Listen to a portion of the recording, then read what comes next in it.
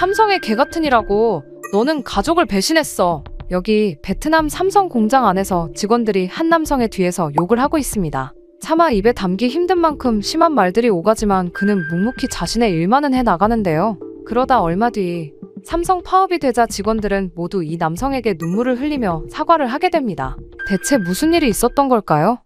안녕하세요. 저는 베트남에 거주 중인 응우엔 반롱이라고 합니다. 저는 어릴 적부터 한국을 동경해왔어요. 지금처럼 많은 사람들이 좋아하기 훨씬 전부터 말이죠. 매일 저녁 어렵게 구해온 한국 드라마를 보며 그곳의 발전된 모습에 감탄했죠. 고층 빌딩이 늘어선 도시의 모습, 최첨단 기술로 가득한 일상, 그 모든 것이 제게는 꿈만 같았어요. 특히 아버지가 삼성 하청업체에서 일하시면서 자주 들려주시던 이야기는 제 가슴속에 깊이 새겨졌습니다. 한국의 기술력은 세계 최고야. 우리나라도 언젠가 저렇게 될 수 있을 거다. 아버지께서 한국 제품의 뛰어난 품질과 정교한 기술을 설명하실 때마다 그 눈빛은 자부심으로 빛났어요. 저는 그때마다 나도 꼭 저런 기술을 배우고 싶다고 생각했죠. 대학교 3학년, 운명 같은 순간이 찾아왔습니다. 캠퍼스에서 열린 취업 박람회장, 그곳에서 마주한 삼성 부수는 제 인생의 전환점이 됐어요. 한국 기업에서 일하는 것은 단순한 직장이 아닙니다. 개인의 성장과 국가 경제 발전에 기여하는 일입니다.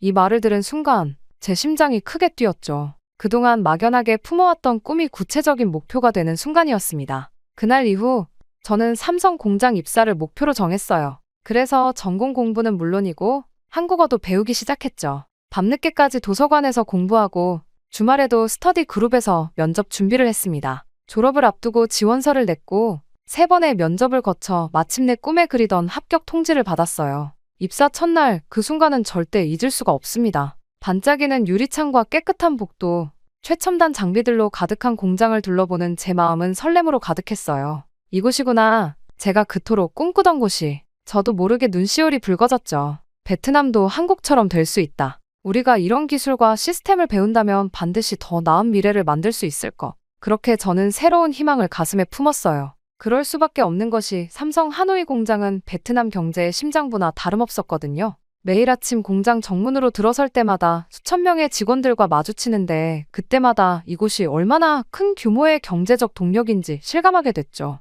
그 중에서도 제가 일하는 품질관리팀에서의 일상은 정교한 시계처럼 체계적으로 돌아갔어요. 아침 조회부터 시작해서 생산 라인 점검, 품질 데이터 분석, 개선점 도출까지 한국 특유의 꼼꼼한 시스템을 직접 배우고 실행하는 과정이 때로는 힘들었지만 그만큼 보람도 컸습니다. 특히 인상 깊었던 건 한국인 관리자들의 업무 방식이었어요. 그들은 단순히 지시만 하는 게 아니라 문제가 생기면 직접 현장에 와서 함께 해결책을 찾았죠. 품질은 곧 우리의 자존심. 이라는 말을 자주 했는데 그 진심이 느껴졌습니다. 우리 팀은 매주 새로운 기술 교육을 받습니다. 최신 품질 관리 시스템, 데이터 분석 도구 사용법, 심지어 인공지능을 활용한 불량 검출 방법까지. 이런 교육은 베트남의 다른 어떤 회사에서도 찾아보기 힘든 것들이었죠. 동료 타인과 점심을 먹으며 나눈 대화가 기억나네요. 우리가 정말 운이 좋은 것 같아. 다른 회사 다니는 친구들은 우리처럼 정기적인 건강검진도 없고 급여도 우리의 절반 수준이래.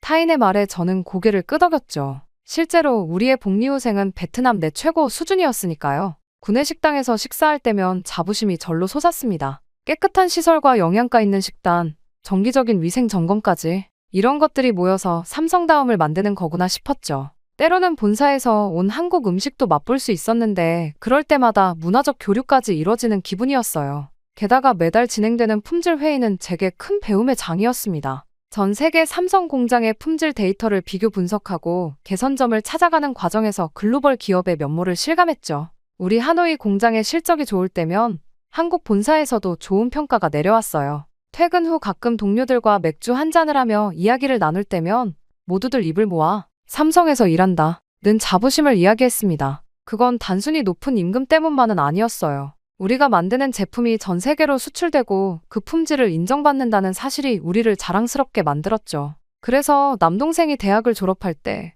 저는 조언했어요. 삼성은 단순히 일자리를 주는 게 아니야. 우리에게 성장할 기회를 주는 거지. 다른 회사들은 단순히 노동력을 필요로 하지만 여긴 달라. 우리의 실력을 키워주고 더 나은 미래를 준비할 수 있게 해주는 곳이야. 물론 그때는 몰랐습니다. 곧 큰 사건이 일어날 것이라는 것을 말이죠. 어느 날 저녁 민이라는 동료가 불만을 토로하기 시작했습니다. 우리가 만든 제품으로 삼성은 엄청난 수익을 내잖아. 그런데 우리가 받는 건 그에 비하면? 그의 말에 저는 그저 조용히 묵묵히 있을 뿐이었죠. 사실 저도 민의 말이 전혀 틀리지는 않다고 생각했어요. 우리의 노력으로 만들어진 제품들이 전 세계에서 팔리고 그만큼의 수익이 발생하는 건 사실이니까요. 하지만 동시에 이런 생각도 들었습니다. 다른 기업들과 비교해보면 삼성은 가장 공정하게 대우해주고 있어. 게다가 베트남 경제에 미치는 영향을 생각해봐. 일자리 창출은 물론이고 기술 이전, 협력업체 육성까지. 이런 기여는 단순히 숫자로만 환산할 수 없는 거 아닐까? 저의 말에 민희는 이해는 하지만 여전히 불만이 가득하다는 표정으로 자리로 돌아갔습니다.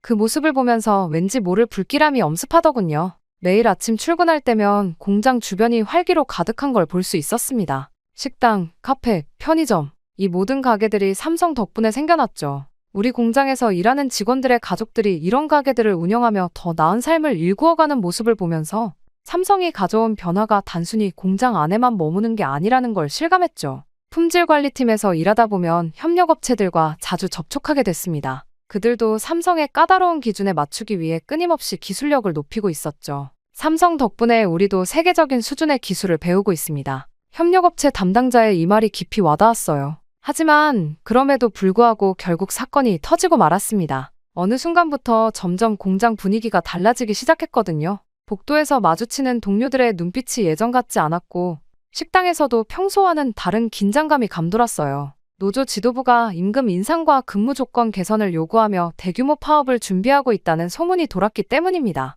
처음에는 단순한 소문으로 치부했어요. 하지만 곧 현실이 됐죠. 노조 지도부는 전체 직원들에게 성명서를 배포했습니다. 우리는 정당한 대우를 요구한다. 더 높은 임금과 더 나은 근무 조건이 필요하다. 성명서를 읽으며 제 눈을 의심했어요. 노조가 주장하는 내용들은 실제 상황과 너무나 달랐거든요. 삼성은 이미 베트남 노동법에서 정한 기준을 훨씬 뛰어넘는 수준으로 직원들을 대우하고 있었습니다. 초과 근무 수당은 법정 기준의 150%를 지급했고 야간 근무자들을 위한 특별 수당도 있었죠. 품질관리팀 회의실에서 동료들과 이야기를 나눴던 날이 기억납니다. 우리가 받는 복지 혜택을 한번 살펴보자고요. 매년 건강검진, 주치의 상담 서비스, 치과 치료 지원까지. 다른 회사에서는 상상도 할 수 없는 수준이에요. 제가 말했죠. 동료가 고개를 끄덕이며 말했어요. 맞아요. 제 동생이 다른 공장에서 일하는데 그쪽은 기본적인 안전 장비도 제대로 지급하지 않는다더군요. 게다가 기술 교육 프로그램 또한 삼성의 자랑이었습니다. 매달 새로운 기술 트렌드에 대한 교육이 진행됐고 우수 직원들은 한국 본사 연수 기회도 받았죠. 이런 투자는 단순히 비용이 아닌 직원들의 미래를 위한 것이었어요. 하지만 노조 지도부의 주장은 계속해서 강경해져 갔습니다. 그들은 SNS를 통해 삼성을 비난하는 글을 퍼뜨리기 시작했고 지역 언론들도 이를 보도하기 시작했어요. 글로벌 기업 삼성, 베트남 노동자들의 눈물, 폭발적인 수익에도 인색한 임금, 이런 헤드라인들이 연일 신문을 장식했습니다. 그런 모습들을 보며 저는 속으로 생각했어요. 삼성만큼 좋은 조건을 가진 회사가 어디 있다고 이런 불만을 터뜨리는 걸까? 이건 우리의 잘못된 기대일지도 몰라. 실제로 하노이 지역의 다른 공장들과 비교하면 삼성의 근무 환경은 말 그대로 천국이었거든요. 그러던 어느 날 오랜 동료인 흐엉이 제 사무실을 찾아왔습니다. 롱, 너는 어떻게 생각해? 노조의 말도 일리가 있지 않아? 제가 대답했죠. 물론 더 나은 조건을 바라는 건 당연해. 하지만 우리가 현재 받고 있는 대우가 얼마나 특별한지도 인정해야 해. 다른 기업들은 상상도 못할 수준이라고. 하지만 저희 이러한 주장에도 상황은 점점 악화됐어요. 노조 지도부는 파업 찬반 투표를 진행하겠다고 발표했고 공장 곳곳에서 선동적인 전단지가 발견됐습니다. 그렇게 분위기는 나날이 험악해졌습니다. 어느 날 평소 친하게 지내던 동료 푹이 저를 붙잡고 속삭였어요. 롱, 조심해. 파업에 반대하는 사람들 명단이 돌아다닌대. 누가 회사 편인지 다 체크하고 있어. 등골이 서늘해졌죠. 그러다 어느 날부터 저를 대하는 직원들의 분위기가 달라진 것이 느껴졌습니다. 아침 조회 때 일부 동료들이 저를 의도적으로 피하기 시작했고 점심시간에는 제가 앉으려 하면 자리를 피하는 직원들도 있었어요. 누군가 제 작업대에 회사에게 라고 쓴 쪽지를 붙여놓기도 했죠. 특히 충격적이었던 건 주말 회식 자리였습니다. 평소처럼 자리에 나갔는데 한 동료가 큰 소리로 말했어요. 여기는 노동자의 권리를 위해 싸우는 사람들만 있는 자리야. 회사 편들은 사람은 필요 없어. 저를 똑바로 쳐다보며 하는 날이었죠. 결국 그날 저는 묵묵히 자리를 피할 수밖에 없었습니다. 심지어는 메신저에서도 따돌림이 시작됐어요. 제가 올린 업무 관련 질문은 무시됐고 어떤 동료들은 저를 회사 스파이라고 부르기 시작했습니다. 심지어 제 가족들에게까지 당신은 가족인 동료들을 배신했다 는 문자를 보내는 사람도 있었죠. 가장 힘들었던 것은 점심시간 구내식당에서도 긴장감이 감돌았다는 것이었습니다. 예전에는 화기애애했던 대화가 이제는 조심스러운 토론으로 바뀌었죠. 너는 파업에 찬성할 거야? 노조 집회에 참여할 거야? 이런 질문들이 오가는 동안 저는 묵묵히 밥을 먹을 수밖에 없었습니다. 상황이 이렇게 악화된 것은 어쩌면 소통의 부재 때문이었을지도 모릅니다. 회사는 지속적으로 베트남 시장에서의 최고 대우를 제공하고 있다고 강조했지만 직원들은 글로벌 기업의 수익에 비교해 자신들의 처우를 판단했으니까요. 반삼성 여론이 커져가는 것을 보며 제 마음도 무거워졌습니다. 이 상황이 계속된다면 어떻게 될까? 삼성이 정말 베트남을 떠나게 된다면? 그런 생각만 해도 가슴이 답답해졌어요. 그러다 긴 고민 끝에 결국 저는 제 위치에서 할 수 있는 일을 하기로 했습니다. 동료들의 차가운 시선과 따돌림을 감수하면서도 현재 우리가 받고 있는 혜택들이 얼마나 특별한지, 그리고 이런 갈등이 어떤 결과를 가져올 수 있는지 차분히 설명하기 시작했어요. 진실을 외면할 수는 없었으니까요. 그렇게 동료들에게 진실을 이야기하기 시작한 다음 날이었습니다. 아침부터 공장은 여전히 긴장감이 감돌았지만 적어도 몇몇 동료들은 제 설명에 귀를 기울이기 시작했어요. 이제 차츰 상황이 나아지려나 싶었죠. 앞으로 다가올 일들은 상상도 하지 못한 채 말입니다. 다음 날 오전 10시, 예상치 못한 소식이 모든 것을 뒤바꿔 놓았어요. 삼성 본사가 베트남 내 일부 생산시설 철수를 검토하겠다는 발표를 한 거죠. 솔직히 처음에는 잘못 들은 줄 알았어요.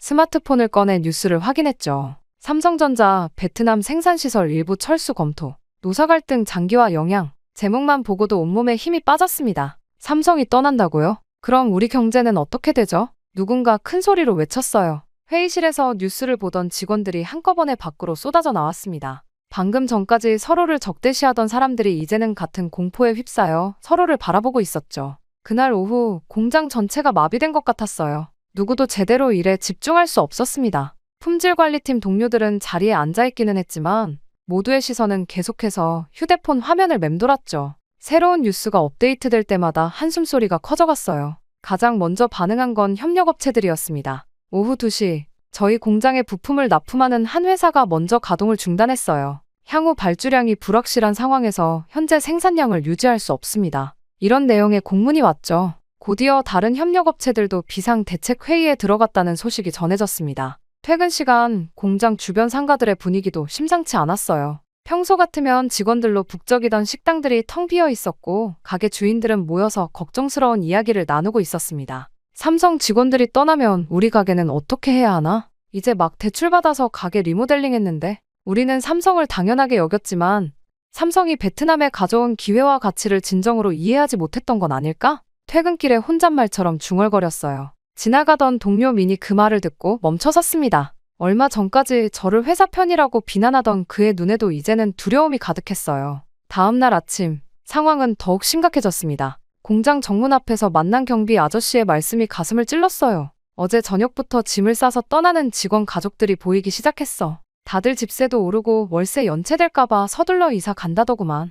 품질관리팀 사무실에 들어서자 평소 밝고 당당하던 흐엉이 눈물을 훔치고 있었습니다. 저희 언니가 운영하는 식당이요. 이미 3곳의 거래처에서 계약 해지 통보가 왔대요. 다들 삼성 직원 상대로 하는 식당이었거든요. 점심시간 구내식당은 평소와 다른 의미로 조용했습니다. 사람들은 밥은 먹고 있었지만 누구도 말이 없었습니다. 창가에 앉아있던 한 선배가 먼저 입을 열었죠. 여기서 아이들 학비도 벌고 집도 장만했어. 그런데 이제 와서 다시 시작하라고. 도대체 어디서부터 시작해야 하는 거야? 오후에는 협력업체 담당자들과 긴급 회의가 있었습니다. 모두들 창백한 얼굴이었어요. 저희 회사는 삼성 물량이 80%입니다. 이걸 어떻게 대체하죠? 직원이 300명인데 다들 가정이 있는 사람들입니다. 회의실을 가득 채운 한숨 소리가 아직도 귓가에 맴돕니다. 저녁이 되자 공장 주변 상권은 마치 생기를 잃은 것 같았어요. 평소 같으면 직원들로 붐벼야 할 식당과 카페들이 텅 비어 있었고 곳곳에서 임대 광고가 새로 붙기 시작했습니다. 삼성이 떠난다는 소식만으로도 이런데 실제로 철수가 진행되면 이 지역은 어떻게 될까요? 잠들기 전 휴대폰을 보니 메신저가 한참 시끄러웠어요. 얼마 전까지 격렬하게 대립하던 사람들이 이제는 서로를 위로하고 있었습니다. 우리가 너무 욕심을 부렸나? 이제 어떻게 해야 하지? 모두가 불안과 후회 속에서 밤을 지새웠죠. 그리고 그날 밤의 불안한 예감은 결국 현실이 되었습니다. 며칠 뒤 삼성은 베트남 내 생산시설 철수를 공식화했어요. 처음에는 일부 시설만 철수한다고 했지만 그 영향은 도미노처럼 퍼져나갔습니다. 발표를 듣는 순간 마치 제 인생의 모든 것이 한순간에 무너지는 것 같았어요. 지난 시간 동안 쌓아온 모든 꿈과 희망이 모래성처럼 무너져 내리는 걸 지켜보는 기분이었죠. 첫 번째 공식 발표가 있고 일주일 만에 9만 명의 직원들이 순차적으로 퇴직 통지를 받기 시작했어요. 매일 아침 출근할 때마다 오늘은 내 차례일까 하는 불안감에 시달렸습니다. 하지만 이건 시작에 불과했죠. 협력업체와 하청업체에서 일하는 34만 명의 직원들도 연쇄적으로 일자리를 잃게 됐습니다. 숫자로만 보면 43만 명이지만 가족들까지 포함하면 그 영향은 수백만 명에 달했어요. 이 거대한 숫자 뒤에 각자의 삶과 꿈이 있다는 걸 생각하면 가슴이 먹먹해졌습니다. 저 또한 어쩔 수 없이 품질관리팀에서 배운 기술과 경험을 바탕으로 새로운 일자리를 찾아보기 시작했습니다. 하지만 현실은 냉혹했어요.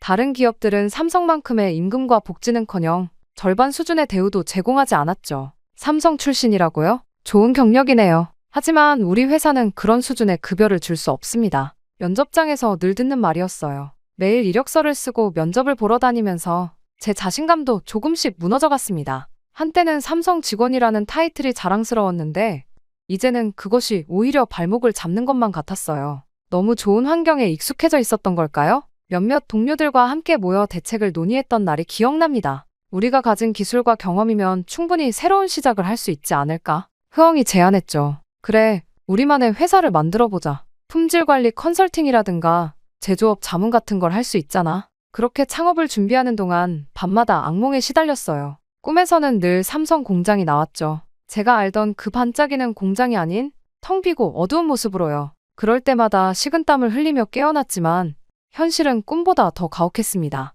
매일 아침 거울을 보며 자신을 다독였어요. 할 수 있어. 우리는 삼성에서 최고의 기술을 배웠잖아. 하지만 마음 한구석에서는 끊임없이 의문이 들었죠. 정말 우리가 할 수 있을까? 삼성이라는 든든한 울타리 없이도 살아남을 수 있을까? 희망을 안고 창업을 시작했습니다. 5명의 전직 삼성 직원들이 모여 회사를 세웠어요. 삼성에서 배운 품질 관리 시스템과 기술을 다른 기업들에 제공하는 것이 우리의 사업 모델이었죠. 하지만 현실의 벽은 높았습니다. 첫 번째 난관은 기술적인 제약이었어요. 삼성에서는 최첨단 장비와 시스템을 사용했지만 그건 모두 삼성의 자산이었죠. 우리가 독립적으로 사용할 수 있는 기술과 장비는 매우 제한적이었습니다. 이 정도 수준의 서비스라면 굳이 비용을 들여 컨설팅을 받을 필요가 없겠네요. 고객사들의 반응이었어요. 두 번째 문제는 시장 네트워크였습니다. 삼성의 이름으로 일할 때는 모든 문이 열렸지만 이제는 달랐어요. 한 번은 잠재 고객사를 방문했는데 문전박대를 당했죠. 삼성에서 일했다고요?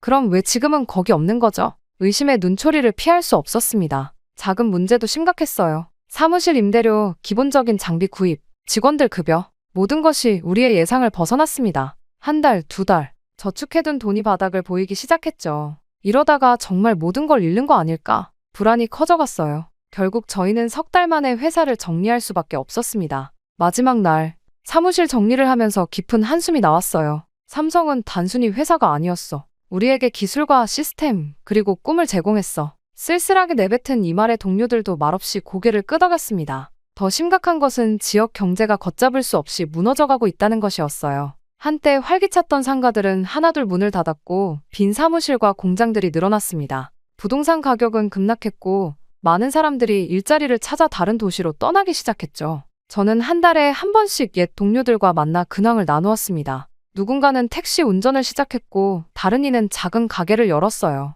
하지만 모두의 수입은 삼성 시절의 절반도 되지 않았죠. 그때는 정말 황금기였구나. 누군가의 말에 모두가 깊은 한숨을 내쉬었습니다. 특히 마음 아픈 건 젊은 직원들의 모습이었어요. 삼성에 입사하며 꿈꾸었던 미래를 위해 대출을 받아 집을 사고 결혼도 했는데 이제는 대출금을 갚지 못해 파산을 신청하는 경우도 늘어났습니다. 작은 전자제품 수리점에서 일하는 지금 가장 힘든 건 희망의 크기가 작아졌다는 거예요. 삼성에서는 매일이 도전이고 성장이었는데 이제는 그저 생존을 위한 하루하루를 보내고 있죠. 때로는 새벽에 홀로 일어나 창밖을 바라보며 생각합니다. 내가 꿈꾸던 미래는 이런 게 아니었는데. 점심시간에 도시락을 먹으며 옛 공장 사진을 보곤 해요. 그때는 구내식당의 음식이 맛없다고 투덜거렸는데 지금 생각하면 그 모든 순간이 얼마나 소중했는지. 사진 속 제 모습은 늘 당당하고 자신감에 차 있었죠. 지금의 제 모습과 너무 다른 것 같아 마음이 아파요. 퇴근 후에도 집에 가는 걸 자꾸 미루게 됩니다. 예전에는 야근이 힘들다고 생각했는데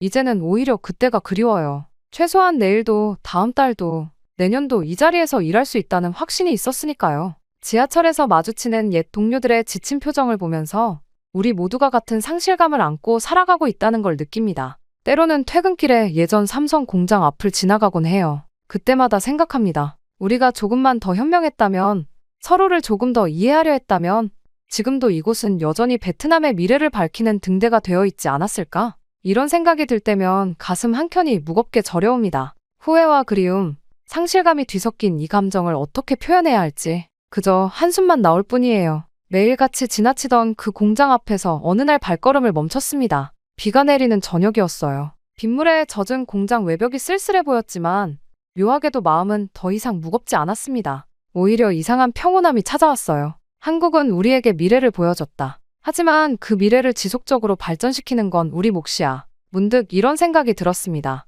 그동안은 잃어버린 것들에만 집중했는데 이제는 우리가 얻은 것들을 돌아볼 때가 된 것 같았어요. 그날 밤 오랜만에 옛 동료들에게 연락을 돌렸습니다. 우리 다시 한번 모여볼까요? 예전처럼 술자리가 아닌 진지한 논의를 위한 자리였어요. 한때 품질관리팀에서 함께 일했던 5명이 모였습니다. 처음에는 여전히 무거운 분위기였어요. 하지만 이야기가 계속되면서 분위기가 달라지기 시작했죠. 우리가 진짜 배운 건 뭘까? 삼성이 우리에게 남긴 진짜 유산은 뭘까? 이런 질문들을 나누다 보니 새로운 시각이 열리는 것 같았습니다. 흐엉이 말했어요. 우리가 실패한 건 삼성을 그대로 따라하려고 했기 때문 아닐까요? 우리는 삼성이 될 순 없어요. 하지만 삼성에서 배운 것들을 우리만의 방식으로 활용할 순 있지 않을까요? 그 말은 우리 모두의 머릿속을 울렸습니다. 맞아요. 우리는 그동안 너무 삼성을 모방하려고만 했던 거예요. 하지만 이제는 우리만의 길을 찾아야 할 때였습니다. 한 달간 매주 만나 사업 계획을 세웠어요. 이번에는 달랐습니다.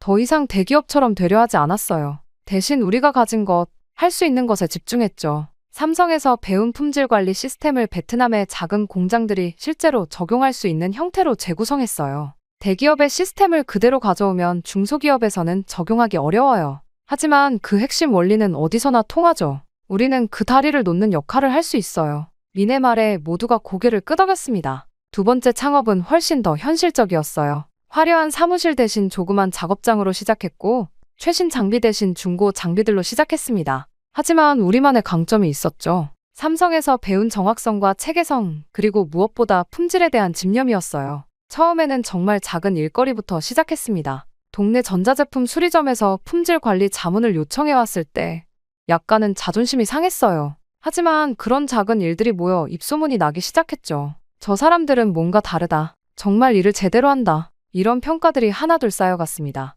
그렇게 시간이 지나자 조금씩 변화가 보이기 시작했어요. 지역의 중소기업들이 우리를 찾아오기 시작했고 우리의 조언을 진지하게 받아들였습니다. 우리는 그들의 상황에 맞는 해결책을 제시했고 실제로 그들의 품질이 개선되는 걸 볼 수 있었죠. 특히 기억에 남는 건 한 신발 공장과의 일이에요. 그들의 불량률이 30%나 됐는데 우리가 제안한 관리 시스템을 도입한 후 6개월 만에 5% 아래로 떨어졌죠. 공장 사장님이 우리 사무실에 찾아와 감사 인사를 했을 때 처음으로 진정한 자부심을 느꼈습니다. 점차 우리만의 방식이 만들어졌어요. 삼성의 시스템을 그대로 가져오는 게 아니라 그 핵심 원리를 베트남 기업들의 현실에 맞게 재해석하는 거였죠. 우리는 삼성이 될 순 없지만 삼성에서 배운 것들로 베트남 기업들이 성장하는 데 도움을 줄 수 있어요. 그리고 지금 우리 회사는 작지만 단단해졌습니다. 매출이 폭발적으로 늘진 않았지만 꾸준히 성장하고 있어요. 더 중요한 건 우리가 실제로 베트남 산업 발전에 기여하고 있다는 자부심입니다.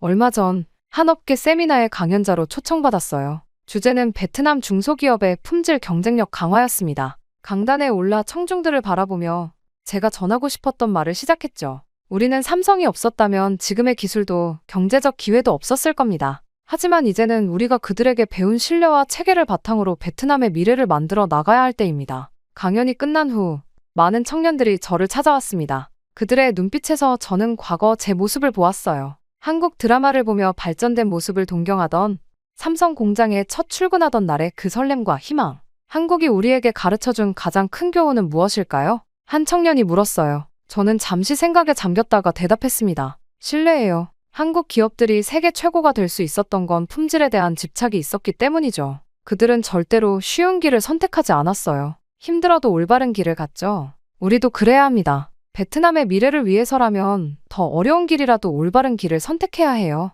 다음 날 아침, 저는 다시 한번 옛 삼성 공장을 찾았습니다. 이제는 다른 회사가 들어와 있지만 그 웅장한 모습은 여전했어요. 공장 정문 앞에 서서 마지막으로 깊은 절을 했습니다. 고맙습니다. 여러분이 아니었다면 우리는 여전히 우리의 한계 안에 갇혀 있었을 거예요.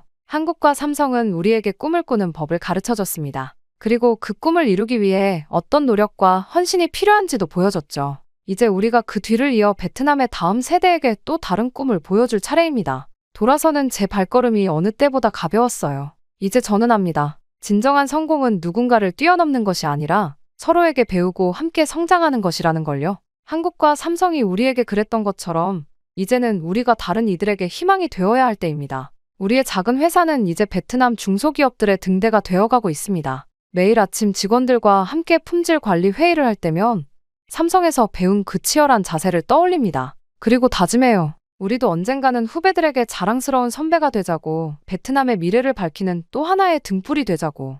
이것이 제가 삼성에서 배운 가장 큰 유산입니다. 단순한 기술이나 시스템이 아닌 더 나은 미래를 향한 끝없는 도전 정신과 그것을 함께 나누려는 마음, 그리고 그 도전의 여정에서 서로를 신뢰하고 존중하는 자세까지. 우리의 이야기는 아직 끝나지 않았습니다. 오히려 이제 시작이에요. 한국과 삼성이 우리에게 그랬던 것처럼 우리도 이제 누군가의 꿈이 되어야 할 때니까요. 그것이 바로 우리가 받은 귀중한 유산을 가장 아름답게 이어가는 길일 테니까요. 영국의 사무실에서 남녀가 언성을 높이며 다투고 있습니다. 여성은 남성에게 얼굴이 빨개진 채로 한국을 가느니 죽겠다며 소리를 지르다 결국 분에 이기지 못했는지 문을 열고 나가버리고 마는데요. 하지만 이 여성은 곧 한국으로 떠나게 되고 도착하자마자 주저앉아 눈물을 흘리고 말았다고 합니다. 대체 이 여성에게는 무슨 일이 있었던 걸까요? 안녕하세요. 저는 영국 BBC 기자로 일을 하고 있는 레이첼 펜튼이라고 합니다. 특집 기사 전문으로 제가 쓴 글은 항상 대박이 나고는 했죠. 가장 큰 업적은 중국 기사였어요.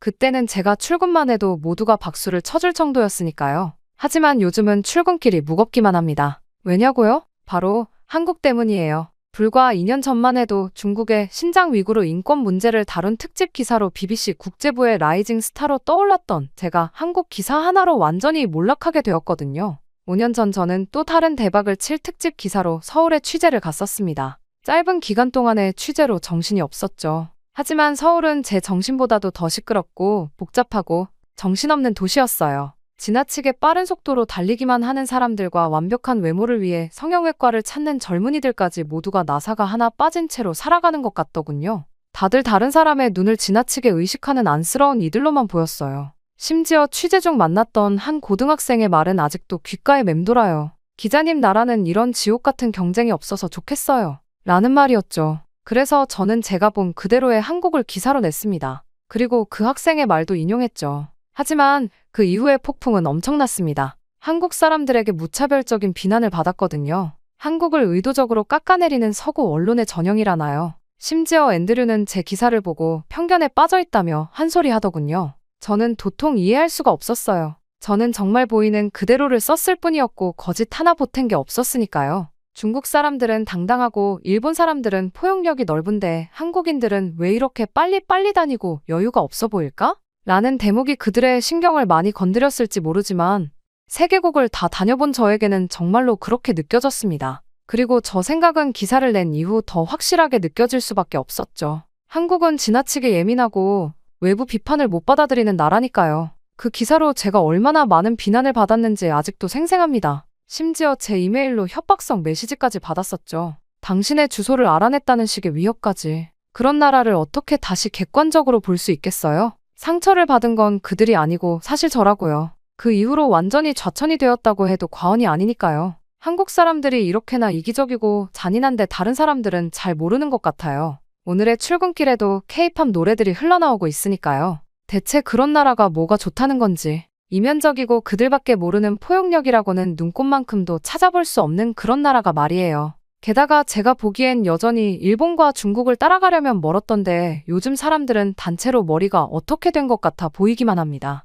그렇게 무거운 발걸음으로 사무실에 도착하자마자 저는 곧바로 앤드류에게 호출을 받았습니다. 호출을 받자마자 한숨이 나왔죠. 앤드류 편집장이 급하게 부른 이유를 짐작할 수 있었거든요. 요즘 영국의 트렌드를 보면 뻔하잖아요. 한국이 판을 치고 있으니까요. 제 동생마저 한국 드라마에 빠져. 언니, 한국 남자들은 다 저렇게 완벽해? 라고 물어올 때면 속에서 불만이 치밀어 올라요. 환상이에요. 다 연출된 환상일 뿐이죠. 그렇게 앤드류의 사무실로 들어가자 그는 역시나 제 예상대로 저에게 한국의 특집 기사를 내라고 하더군요. 예상은 했지만 실제로 들으니 화가 치밀어 올랐습니다. 어떻게 저한테 이런 기사를 맡길 수가 있는지. 그는 제가 힘들어했던 모습을 옆에서 다 지켜보았으니까요. 앤드류, 저는 절대 못합니다. 저는 그의 제안을 듣자마자 의자에서 벌떡 일어섰어요. 5년 전에 제가 겪은 일을 잊으신 건가요? 제가 메일함을 열 때마다 죽이겠다는 협박을 읽어야 했다는 거 기억하시죠? 그 못된 한국인들이 제 개인 SNS까지 찾아내서 제 가족들 사진에까지 악성 댓글을 달았다고요.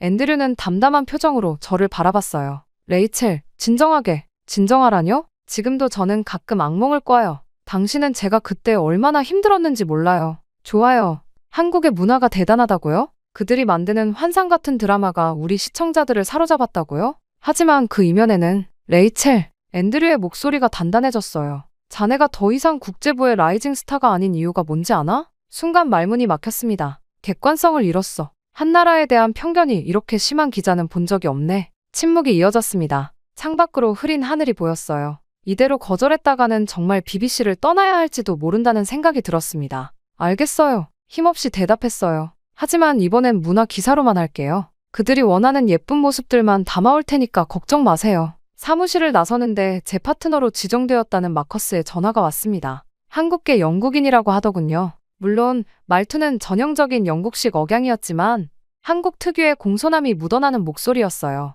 한국이 생각나게 하는 공손함에 불편해진 저는 그저 다음 주 서울에서 만나자는 말에 짧게 대답했습니다. 벌써부터 불편한 마음이 들었어요. 한국계라 아마 마커스도 저의 편견 어린 시선을 지적하고 싶어 안달일 테죠. 그렇채 저는 통화를 서둘러 끊고 밖으로 나왔습니다. 런던의 흐린 하늘처럼 앞으로의 일정이 꿉꿉하게 느껴졌어요. 지하철역으로 걸어가는 길에 또다시 들려오는 한국어 대화. 한국 화장품을 든 쇼핑백을 든 관광객들. 이 도시는 마치 작은 서울이 되어가는 것만 같았죠. 이번만 잘 버티면 돼요. 단순한 문화 기사로 마무리하고 다시는 한국과 얽히지 않을 거예요. 우산을 펴들며 다짐했습니다. 하지만 왜일까요? 가슴 한켠이 불편하게 조여오는 건. 아마도 그들의 환상 속 세계를 그대로 전달해야 한다는 부담감 때문이겠죠. 제발 이번엔 아무 일도 없기를. 지하철역으로 발걸음을 옮기며 작게 중얼거렸습니다. 하지만 이상하게도 발걸음이 자꾸 무거워졌어요. 마치 5년 전 그날로 돌아가는 것만 같은 기분이 들었습니다.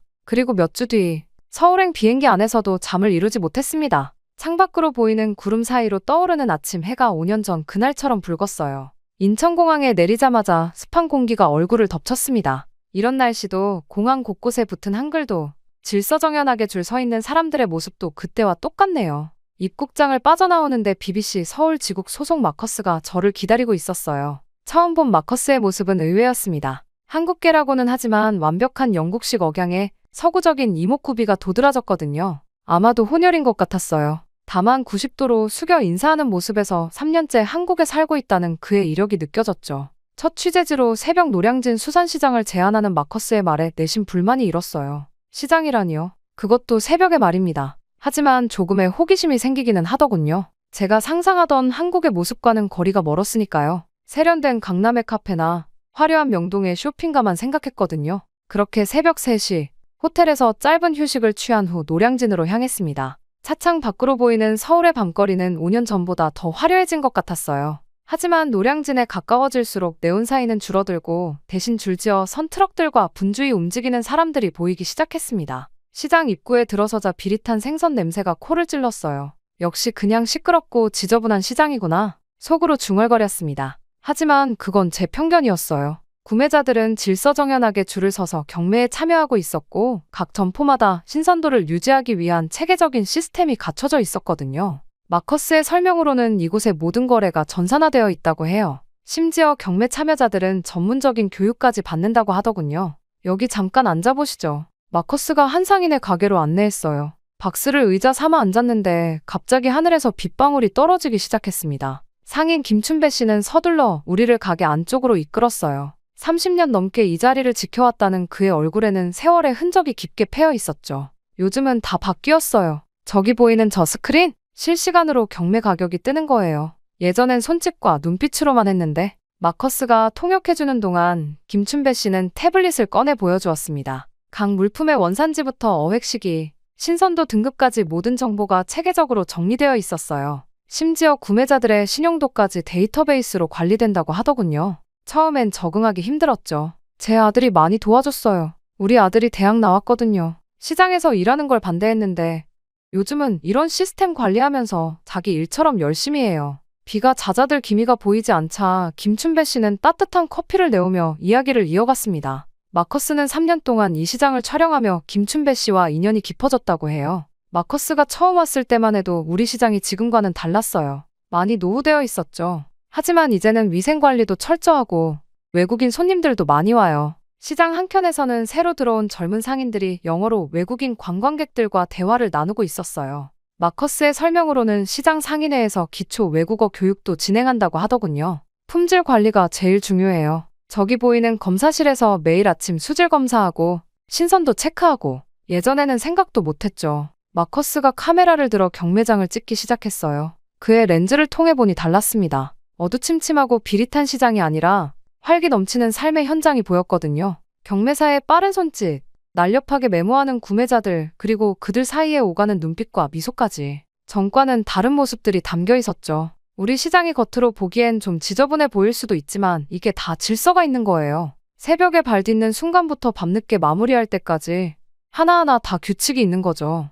김춘배 씨의 말을 듣고 있자니 문득 5년 전 제가 쓴 기사가 떠올랐어요. 그때는 왜 이런 모습을 보지 못했을까요? 급성장만을 비판하기에 급급해서 그 속에 숨겨진 질서와 따뜻함을 놓쳤던 걸까요? 비가 그치고 동이 틀 무렵 우리는 시장을 나왔습니다. 마커스가 찍은 사진들을 보니 새로운 시각이 담겨 있었어요. 경매장의 긴장감, 상인들의 진지한 표정, 그리고 그 속에 묻어나는 정겨움까지 모든 것이 보이더군요. 이제 아침 식사하러 갈까요? 여기 근처에 숨은 맛집이 있어요. 마커스의 제안에 평소라면 거절했을 텐데 이상하게도 고개가 끄덕여졌어요. 어쩌면 제가 알던 한국은 정말 일부분이었는지도 모르겠다는 생각까지 들더군요. 택시를 기다리며 뒤를 돌아봤습니다. 여전히 활기찬 시장의 모습이 눈에 들어왔어요. 이런 모습은 왜 그때는 보지 못했을까? 아침 햇살이 시장 위로 떠오르고 있었습니다. 햇살을 보고 있노라니 어젯밤의 불편한 마음이 조금은 가벼워진 것 같은 기분이 들었죠. 이후 아침 식사를 마치고 택시를 타며 마커스가 다음 일정을 설명했습니다. 종로 한옥마을 촬영이라고 해요. 그 말을 듣자마자 얼굴이 찌푸려졌어요. 관광객들로 북적이는 그저 그런 관광지겠죠. 5년 전에도 봤던 곳인데 또 가봐야 하나 싶었습니다. 아직도 거기서 전통 문화 체험 같은 걸 하나요? 관광객들 상대로 돈이나 버는. 마커스가 빙그레 웃으며 말을 잘랐어요. 레이첼, 이번엔 다른 걸 보여드릴게요. 실제로 그곳에 살고 계신 분들을 만나보시죠. 저희는 빗물이 마른 돌계단을 올라 좁은 골목으로 들어섰습니다. 아침 일찍이라 그런지 관광객은 보이지 않았어요. 대신 한옥의 처마 밑으로 현대식 도시가스 배관이 지나가고 기와 위로는 태양광 패널이 보였죠. 어색하리만큼 불편한 조화였습니다. 마커스는 50년 넘게 이곳에서 살고 있다는 김민재 할아버지의 집으로 우리를 안내했어요. 처음엔 단순한 인터뷰라 생각했는데 들어서자마자 제 생각이 틀렸다는 걸 알았습니다. 한옥 안으로 들어서니 놀라웠어요. 전통 마루 아래로 난방 배관이 깔려있고 부엌에는 최신식 인덕션이 설치되어 있었죠. 심지어 처마 밑에 달린 작은 모니터로 택배가 오는 것까지 확인할 수 있더군요. 옛것을 지키면서 살기가 쉽지는 않죠. 하지만 이게 우리 삶이에요. 할아버지의 말씀을 마커스가 통역해 주었습니다. 차를 마시며 들은 이야기는 제가 알던 한옥마을과는 달랐어요. 도시개발에 맞서 한옥을 지키기 위해 주민들이 힘을 모았던 이야기, 현대적 편의시설을 들이면서도 전통적 가치를 지키기 위해 고민했던 순간들까지 너무나도 감동적이더군요. 잠깐 구경하실래요? 마당 한켠에 자리 잡은 작은 정원에는 계절마다 피는 꽃들이 있었고 처마 밑에는 QR코드가 붙어 있었습니다. 스캔해보니 이 집의 역사와 건축 과정이 상세히 설명되어 있더군요. 우리 동네가 관광지가 된 건 사실이에요. 하지만 그저 구경거리가 되고 싶진 않았죠. 우리의 일상을 보여주고 싶었어요. 할아버지의 말씀처럼 이곳은 단순한 전시장이 아니었습니다. 전통과 현대가 조화를 이루며 살아 숨쉬는 공간이었어요. 마치 오래된 나무에 새 가지가 돋아나듯 자연스러운 변화였죠. 오후가 되자 마커스는 의외의 제안을 했어요. 근처 찜질방에 가보자고 말이죠. 당연히 저는 완강히 거절했습니다. 낯선 사람들과 한 공간에서 시간을 보내야 한다니 생각만 해도 불편했거든요. 레이첼, 저를 믿어보세요. 한국의 또 다른 면을 보실 수 있을 거예요. 결국 저는 알겠다고 했고 마커스를 따라 찜질방에 가게 되었어요. 찜질방에 들어서자 묘한 긴장감이 들었어요. 하지만 놀랍게도 그 긴장감은 오래가지 않았습니다. 옆자리 아주머니가 건넨 수건, 모르는 사람과 나누는 얼음물 한 컵, 어색한 미소와 함께 오가는 작은 친절로 인해 이상하게도 마음이 편안해졌거든요. 여기가 한국의 사랑방이에요. 마커스의 말처럼 찜질방은 단순한 휴식 공간이 아니었습니다. 세대와 계층을 넘어 사람들이 어울리는 곳이었죠. 한쪽에서는 할머니들이 손주 이야기를 나누고 다른 한쪽에서는 젊은이들이 취업 고민을 털어놓고 있었어요. 저기 보이는 할머니들, 매일 아침 이곳에서 만나신대요. 혼자 사시는 분들도 많은데 여기서 정을 나누시는 거죠. 찜질방 식당에서 만난 할머니 한 분이 저에게 수박을 건네주셨어요. 영어를 전혀 못하시는데도 손짓 발짓으로 더 먹으라고 권하시더군요. 그 순간 이상한 감정이 북받쳤습니다. 5년 전 제가 쓴 기사가 떠올랐어요. 차가운 도시, 정이 메말랐다는 표현들. 정작 제가 차갑게 바라보고 있었던 건 아닐까요? 한국의 현대화를 비판하면서 그 속에 숨겨진 따뜻한 정을 보지 못했던 거예요. 저녁 노을이 한옥의 기와지붕 위로 물들어가고 있었어요. 골목길을 걸으며 생각했습니다. 어쩌면 제 기사는 너무 일방적인 비판이었던 걸까요? 현대화 이면의 진짜 모습을 보려 하지 않았던 건 아닐까요?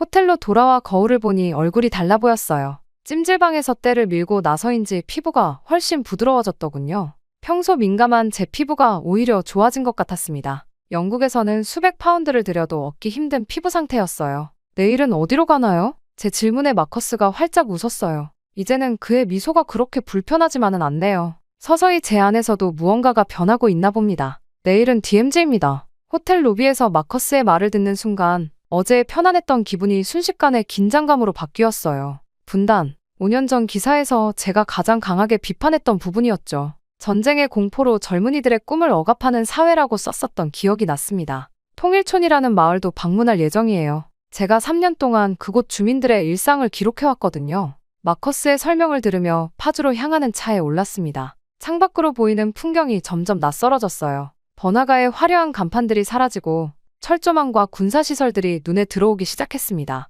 검문소에 도착하자 군인들이 우리 차를 세웠어요. 취재 허가증을 확인하는 과정이 마치 영화의 한 장면 같았습니다. 젊은 군인의 긴장된 표정을 보며 5년 전 제가 썼던 말들이 부끄러워졌어요. 이건 억압이 아닌 현실이었던 거죠. 통일촌으로 향하는 길은 의외로 평화로웠습니다. 군사시설과 논밭이 공존하고 군인들과 농부들이 자연스럽게 어울리는 풍경이었어요. 마을 입구에서 만난 이장님은 30년 넘게 이곳에서 살고 계시다고 했습니다. 여기서 아이들도 키우고 농사도 짓고 그냥 평범한 일상이에요. 마커스가 통역해주는 이장님의 말씀이 의외였어요. DMZ 접경 지역에서 어떻게 평범한 일상이 가능할까요? 하지만 마을을 둘러보면서 그 의미를 조금씩 이해하기 시작했습니다. 마을 어귀에는 작은 카페가 있었어요. 군인들과 주민들이 함께 커피를 마시고 할머니들은 마을에서 직접 기른 채소로 식당을 운영하고 계셨죠. 철조망 너머로 북한이 보이는 곳에서 사람들은 묵묵히 자신들의 삶을 이어가고 있었습니다. 특히 인상적이었던 건 마을 도서관이었어요. 통일을 준비하는 마음, 이라는 이름의 작은 공간에는 북한 관련 서적부터 평화 교육 자료까지 다양한 책들이 있었습니다. 아이들은 이곳에서 분단의 현실을 배우면서도 미래의 희망을 그리고 있었죠. 이장님, 여기 사시는 게 두렵지 않으세요? 제 질문에 이장님은 잠시 생각에 잠기셨다가 대답하셨어요. 처음엔 두려웠죠. 하지만 이제는 이게 우리 삶이에요. 누군가는 이곳을 지켜야 하잖아요. 언젠가 통일이 되면 우리 마을이 그 첫 길이 될 테니까. 마커스는 묵묵히 카메라 셔터를 눌러댔어요. 그의 렌즈는 단순히 분단의 상징들을 담는 게 아니었습니다. 군인들의 경계근무 모습 너머로 보이는 일상의 따스함, 철조망 앞에서 피어나는 들꽃, 초소 앞에서 뛰어노는 아이들. 그가 포착한 순간들은 이곳에 진짜 이야기를 담고 있었어요. 오후가 되자 작은 비가 내리기 시작했습니다. 마을 회관에 들어가 비를 피하는 동안 할머니들이 손수 담그신 김치를 내어주셨어요. 북한이 보이는 창가에 앉아 할머니들의 이야기를 들었습니다. 우리 어머니가 북쪽에 계세요.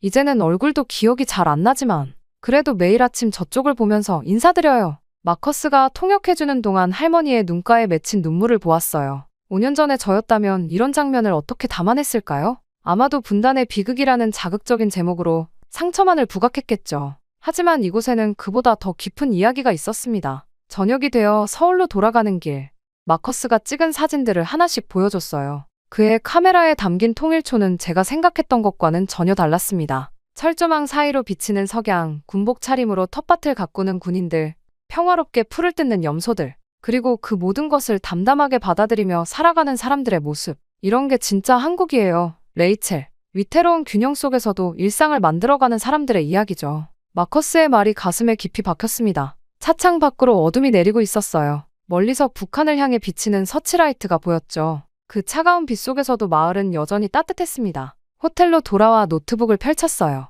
5년 전 제가 쓴 기사를 다시 읽어보았습니다. 전쟁의 그림자, 억압된 일상, 멈춰버린 시간. 이제야 알겠어요. 제가 얼마나 피상적으로만 바라보고 있었는지를. 창밖에서 들려오는 도시의 소음을 들으며 생각했습니다. 분단이라는 현실 속에서도, 아니 어쩌면 그렇기 때문에 더욱 단단하게 일상을 일구어가는 사람들. 그들의 이야기를 어떻게 하면 제대로 전할 수 있을까요? 오늘 본 풍경들이 자꾸 떠올랐어요. 마커스의 카메라가 담아낸 그 순간들처럼 저도 이제는 조금 더 깊이 있게 바라볼 수 있을 것 같았습니다. 창밖에서 들려오는 도시의 소음을 뒤로하고 다음날 아침 저희는 일찍 부산행 KTX에 올랐습니다. 분단의 현실을 마주한 후라 그런지 기차 안에서 마주치는 승객들의 표정 하나하나가 더 깊게 다가왔어요. 부산은 서울과는 또 다른 매력이 있었습니다. 복잡하고 번잡스러울 거라는 예상과 달리 도시 곳곳에 바다가 보이고 골목마다 정겨운 이야기가 숨어 있었어요. 국제시장의 활기찬 모습은 런던의 보로우 마켓과 닮아 있으면서도 더 소박하고 친근한 느낌이었죠.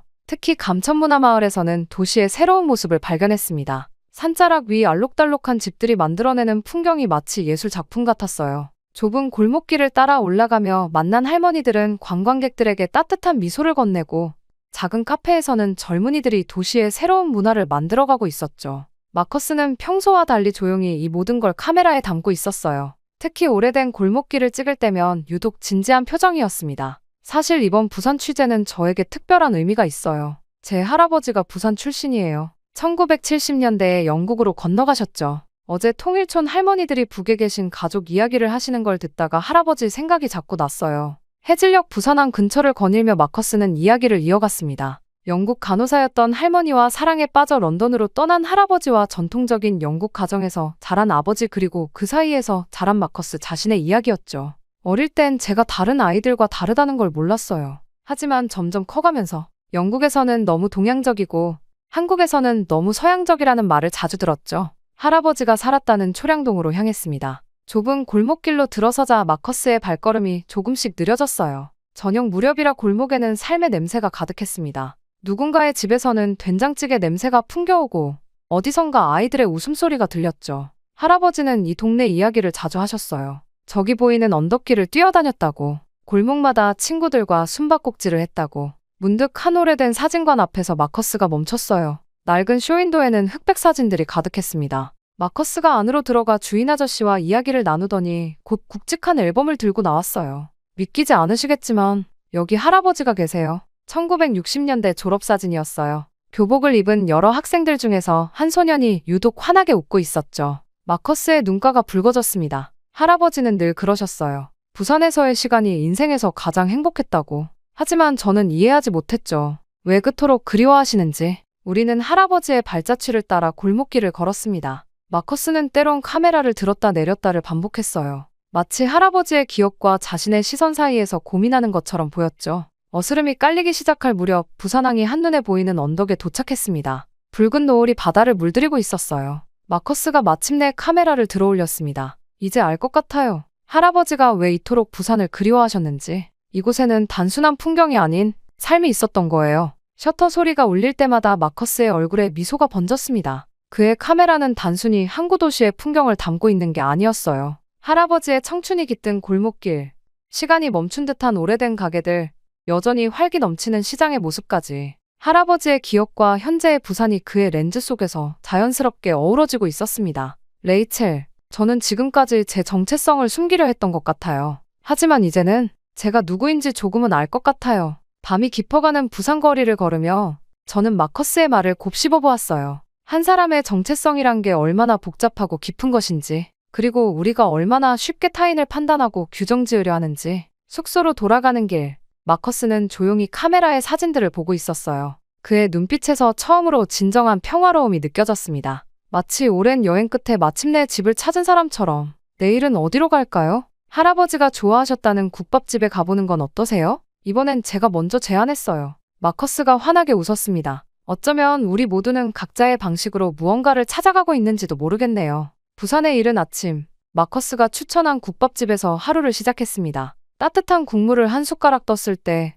문득 지난 일주일이 떠올랐어요. 노량진 수산시장의 활기, 한옥마을의 일상, DMZ의 묵직한 현실, 그리고 마커스의 이야기까지. 제가 알던 한국은 너무나 피상적이었다는 걸 이제야 깨달았습니다. 오늘 저녁 비행기로 런던에 돌아가시나요? 마커스의 질문에 고개를 끄덕였어요. 하지만 5년 전과는 다른 마음으로 돌아가게 될 것 같았습니다. 호텔로 돌아와 노트북을 펼쳤어요. 이번엔 달라져야 했으니까요. 급성장의 그늘? 이 제목을 쓸 때 제 모습이 부끄럽네요. 5년 전 기사를 다시 읽으며 한숨이 나왔습니다. 한국의 현대화를 성급하게 비판했던 제 모습, 전통과 현대의 공존을 이해하지 못했던 편협한 시각, 그리고 무엇보다 사람들의 이야기에 귀 기울이지 않았던 오만함까지. 새로운 기사의 제목을 고민했어요. 내가 몰랐던 한국의 순간들. 키보드를 두드리다 멈추길 반복했습니다. 이번엔 제대로 써야 했어요. 노량진의 상인들, 한옥마을 주민들, 통일촌의 할머니들, 그리고 부산 골목길의 이야기까지. 그들의 목소리를 있는 그대로 전하고 싶었거든요.